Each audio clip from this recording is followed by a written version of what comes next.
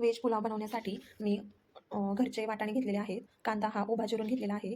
हिरवी मिरची पण त्याचे छोटे छोटे काप करून घेतलेले आहेत. तसेच आल्याचे पण आपण तसेच काप करून घ्यायचे आहेत. त्याच्यामध्ये परत गाजरसुद्धा मी बारीक करून घेतलेला आहे. व्हेज पुलाव बनवण्यासाठी पनीर आणि काजू हे तळून घ्यायचे आहेत. पहिल्यांदा मी काजू तळून घेत आहे. असा व्हेज पुलाव खूप छान लागतो. काजू चांगले परतून घ्यायचे आहेत तेलामध्ये. पनीर मी बाहेरूनच विकत आणलेलं आहे. आपण घरीसुद्धा करू शकता. काजू चांगले परतून घ्यायचे आहेत. त्यानंतर मी मनुके टाकून ते सुद्धा तेलामध्ये तळून घेत आहे. मनुके जास्त करपायचे नाही, ते पटकन काढून घ्यायचे, कारण ते लगेच भाजले जातात. कढईमध्ये आता तेल न टाकता आपण तूप टाकून त्या तुपामध्येच आपण व्हेज पुलाव बनवणार आहोत.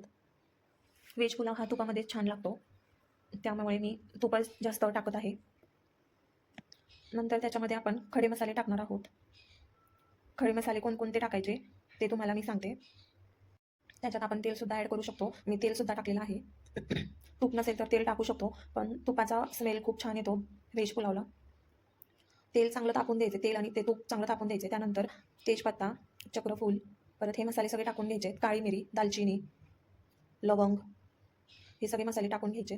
त्या अगोदर मी पहिल्यांदा जिरं टाकलेलं आहे. जिरं टाकून त्यानंतर त्याच्यामध्ये मोहरी थोडीशी टाकून मग खडे मसाले टाकावेत. खडे मसाले चांगले स्मेल येईल तोपर्यंत आपण ते परतून घ्यायचे आहेत. खडे मसाले चांगले परतून झाले आहेत. त्यानंतर मी त्याच्यामध्ये कांदा टाकत आहे. कांदासुद्धा चांगला परतून घ्यायचा आहे. कांदा परतून झाल्यावर नंतर त्याच्यामध्ये मिरची, आलं हे टाकून घ्यायचं आहे. कांदा चांगला लाल होऊन द्यायचा आहे, तरच तो छान लागतो. मिरची आणि आलंसुद्धा चांगलं ते परतून घ्यायचं आहे व्हेज पुलावला.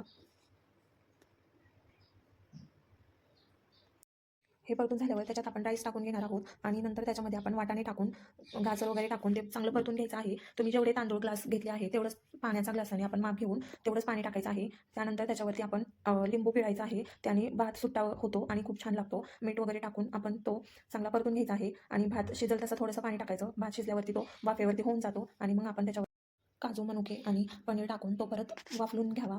वाफलून घेतल्यानंतर तो आपल्याला खाण्यासाठी रेडी आहे. व्हिडिओ बघण्यासाठी थँक्यू. सबस्क्राईब माय चॅनल.